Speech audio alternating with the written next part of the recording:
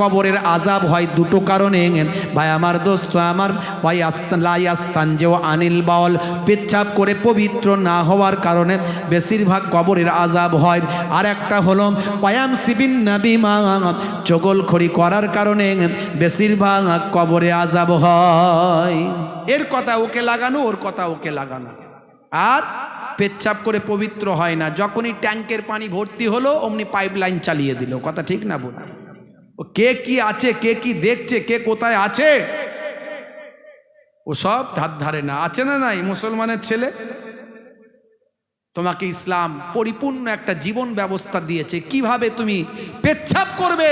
পেচ্ছাপ করতে হবে বসে, এবং পেচ্ছাপ করে পানি দিয়ে ধৌত করতে হবে। স্বাস্থ্য বিশেষজ্ঞরা বলছে নবী ঠিক বলেছেন। আমি এর আগে অনেক উদাহরণ দিচ্ছি, ইন্টারনেটে যাবেন, 20-25 হাজার বক্তব্য আমার আছে, 20-25 হাজার, একটা দুটো নয়। বলেছি আমি বসে পেচ্ছাপ করতে নবী বলেছেন, পেচ্ছাপ করে ধৌত করতে বলেছেন। স্বাস্থ্য বিশেষজ্ঞরা বলছেন নবী তো ঠিকই বলেছেন। নবী 1450 বছর আগে বলেছেন, তখন কোনো প্যাথোলজি ছিল না, স্বাস্থ্য কেন্দ্রও ছিল না, গবেষণা কেন্দ্র ছিল না, নাসা ইসরোও ছিল না।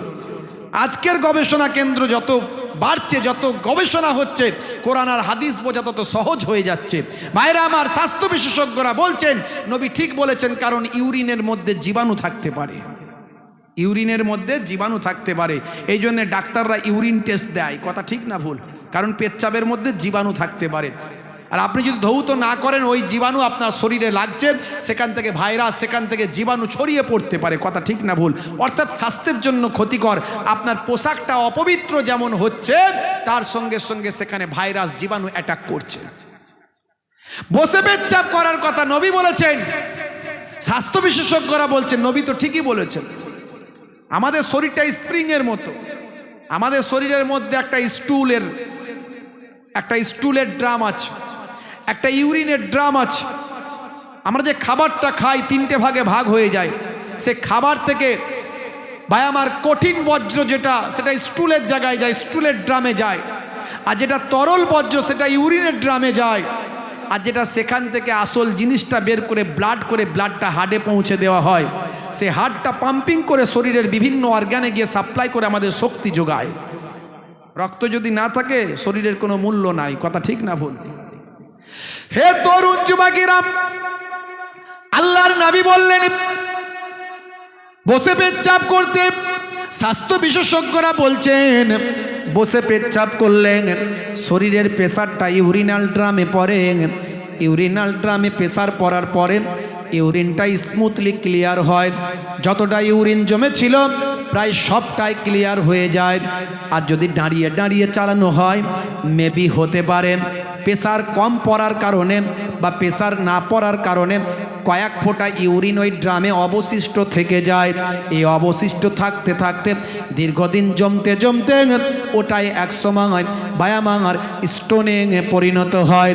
আজকের স্বাস্থ্য বিশেষজ্ঞরা আপনারা আমার নবীর কথাকে স্বীকৃতি সমর্থন দেয়। ইসলাম ইজ এ কমপ্লিট লাইফ। আপনারা আমার জীবনের একটা কমপ্লিট জীবন যাপনের জন্য যা কিছু প্রয়োজন সব ইসলাম আপনাকে দিয়েছে। তারপরেও মুসলমান আমরা জানি না, বুঝি না।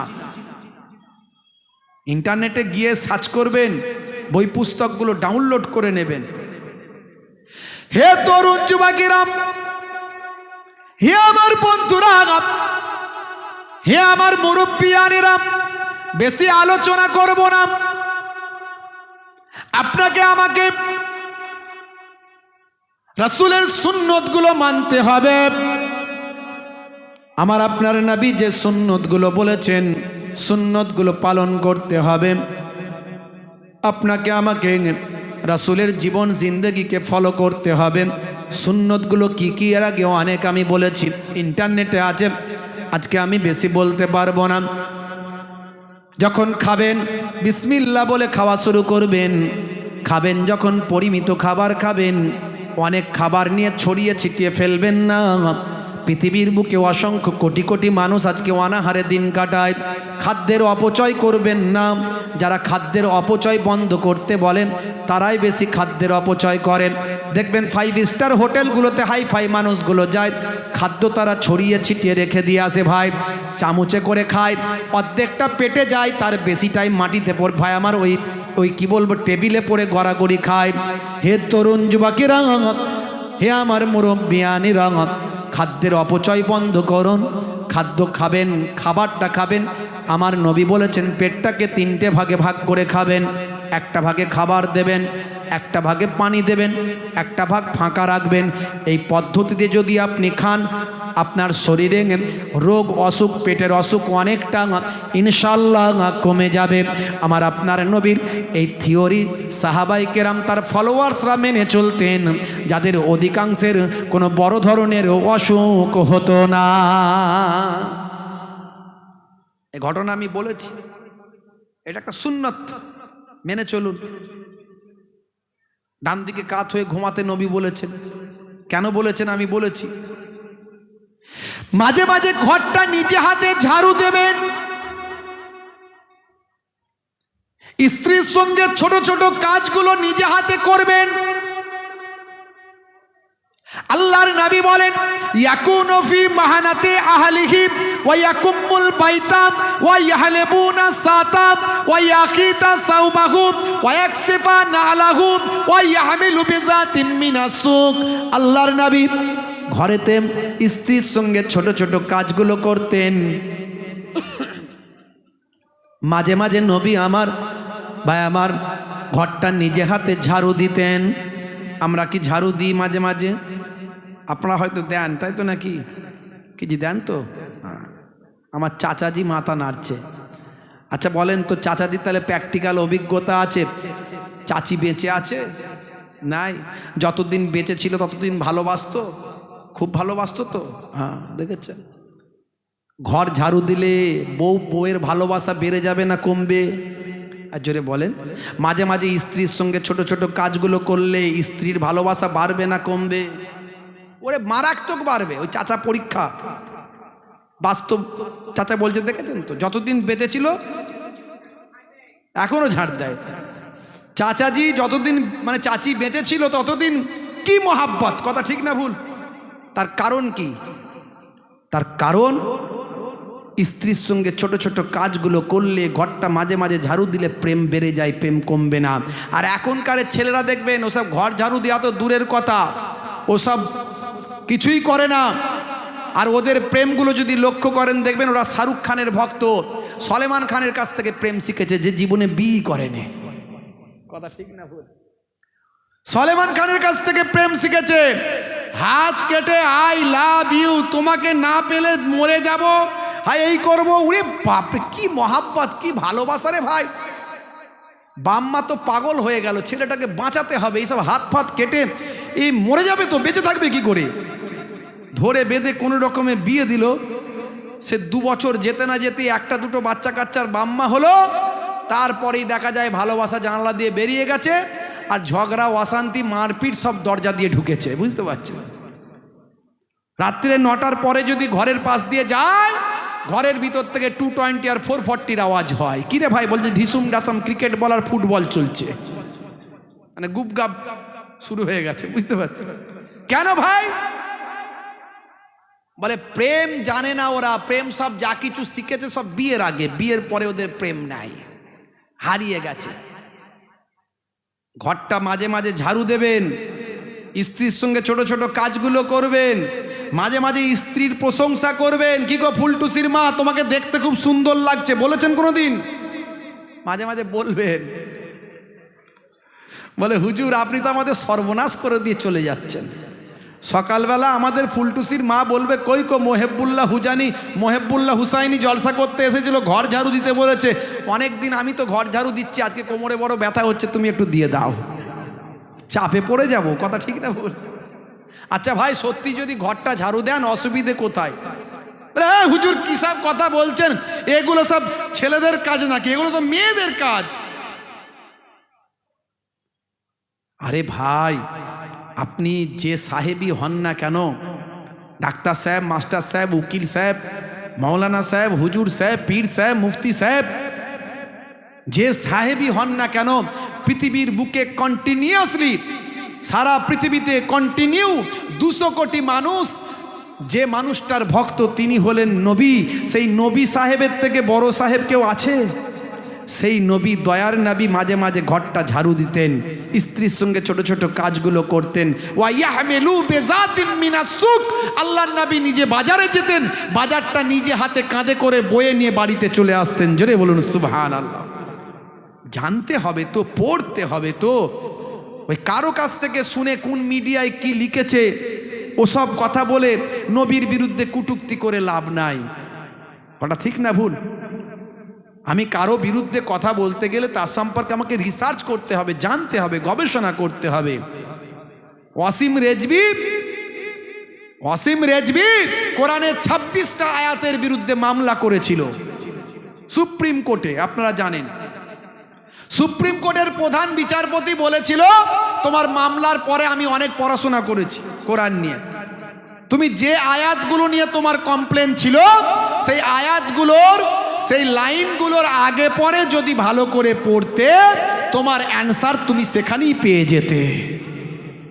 তুমি অ্যান্সার পাওনি, তুমি শুধু শুধু মামলা করে দিলে। আর পৃথিবীর 200 কোটি মানুষ যে কোরআনকে ফলো করে, তাদের আবেগে আঘাত লাগলো, তা তোমার তো একটা পানিশমেন্ট হবে নাকি, শাস্তি হবে। দাও 50,000 টাকা ফাইন দাও, জরিমানা দাও 50,000 জরিমানা নিয়েছে। বুঝতে পারছো ভাইরা আমার? জানতে হবে, পড়তে হবে, বুঝতে হবে। কাউকে খারাপ বলবেন না, সবার মধ্যে ভালো কিছু আছে, ভালোটা নিন। যদি আপনার মনে হয় খারাপ, খারাপটা ছেড়ে দিন। সকলের মধ্যে ভালো কিছু আছে, সব ধর্মের, সব বর্ণের, সব ভাষার, সব কৃষ্টি কালচারের মধ্যে কিছু ভালো আছে। সেই ভালোটাকে প্রয়োজনে নিন, কোনো বাধা নাই ইসলামে। আপনার ইসলাম আপনাকে গাইডলাইন দিয়ে দিয়েছে, আপনি তো গাইডলাইনের মধ্যে আছেন। হে তরুণ যুবকেরা, হে আমার বন্ধুরা, শুনে রেখে দিন বাবা, জেনে রেখে দেন। হে মুসলমান, একটু লক্ষ্য করুন। হযরতে ওমর ফারুক রাদিয়াল্লাহু তাআলা আনহু জানেন কিভাবে দেশ শাসন করতেন? ভাই আমার, দোস্ত আমার, হযরতে ওমর ফারুক রাদিয়াল্লাহু তাআলা আনহুর সম্পর্কে যদি আপনি জানেন, আপনি বুঝতে পারবেন যিনি বিনা যুদ্ধে একমাত্র তার গোলাম চাকরকে নিয়ে উঠের পিঠে চড়ে যে জেরুজালেম নিয়ে আজকে লড়াই চলছে, আপনারা জানেন সে জেরুজালেম বাইতুল মুকাদ্দাস বিনা যুদ্ধে দুজন মিলে গিয়ে জয়লাভ করেছিলেন, কোনো যুদ্ধ ছাড়া। সেই ওমর ফারুক, তার সম্পর্কে জানতে হবে। যিনি রাতের বেলা ছদ্মবেশে ঘুরে বেড়াতেন যে আমার রাজত্বের মধ্যে কে অনাহারে অর্ধাহারে দিন কাটাচ্ছে, কে কি অবস্থায় আছে। রাতের বেলা কার কোনো গোয়েন্দার ওপরে তিনি বিশ্বাস না রেখে গোয়েন্দারা গোয়েন্দার মতো কাজ করছে, সিআইডি সিবিআই যা আছে থাক, তারা তাদের মতো কাজ করছে, আমি আমার মতো করি, আমি একটু ঘুরে বেড়াই। মাঝে মাঝে তিনি ছদ্মবেশে ঘুরে বেড়াতেন, কে কোথায় কি অবস্থায় আছে দেখার জন্য রাতের বেলা এমাথা ও মাথা ঘুরে বেড়াতেন মদিনার জামিনে। তার সম্পর্কে জানতে হবে আপনাকে। অর্ধ পৃথিবী তিনি শাসন করেছিলেন, পৃথিবীর অর্ধেকটা তিনি শাসন করেছিলেন। হে তরুণ যুবকেরা, তৎকালীন যুগে হিমস পর্যন্ত মদিনার জমিন থেকে তিনি শাসন করেছিলেন। হিমস, সেই হিমসের গভর্নর করে যাকে পাঠিয়েছিলেন নাম হলো হযরতে সাঈদ রাদিয়াল্লাহু তাআলা আনহু। হযরতে সাঈদকে তিনি হিমসের গভর্নর করে পাঠালেন। খুবই সংক্ষেপ করে বলবো, ছোট্ট করে বলবো। হে তরুণ যুবকেরা, কয়েকদিন শাসন করার পরেই, কয়েকদিন তিনি রাজত্ব করার পরে, গভর্নরের দায়িত্ব পালন করার পরে এলাকার বিশিষ্ট জনেরা কমপ্লেন করলো খলিফার কাছে, ও খলিফায়ে সানি, ও হযরতে ওমর ফারুক, আপনি যাকে গভর্নর করে পাঠিয়েছেন তার 4টে ফল্ট, তার বিরুদ্ধে 4টে কমপ্লেন আছে। কি কমপ্লেন? 1 নাম্বার হলো তিনি অফিসে যান লেট করে, মাঝে মাঝে তিনি অফিসে যান লেট করে। 2 নাম্বার হলো তিনি সপ্তাহে 1 দিন করে অফিস কামাই করেন, অফিস অ্যাবসেন্ট হয়ে যান 1 দিন করে। 2 নাম্বার। 3 নাম্বার হলো তার যে বাংলো, তখন তো আর বাংলো ছিল না, তখন হলো কোয়ার্টার, থাকার জায়গা। তার যেটা থাকার জায়গা, সেখানে সন্ধ্যার পরে যদি কোনো ব্যক্তি কোনো কাজ নিয়ে যায়, তিনি তার কাজটা করতেন না তো বটি, দরজাখানা খুলতেন না। এটা হলো 3 নাম্বার। আর 4 নাম্বার হলো যখন তিনি সিংহাসনে বসে থাকেন, গভর্নরের আসনে যখন বসে থাকেন, মাঝে মাঝে তিনি অজ্ঞান হয়ে মাটিতে তিনি পড়ে যান। এই 4টে সমস্যা যার ভিতরে আছে, তিনি কি আর দেশ শাসন করতে পারেন? 4টে কমপ্লেন তার বিরুদ্ধে। বুঝতে পারছেন ভাইরা আমার, তরুণ যুবকেরা আমার, মুরব্বিয়ানেরা আমার,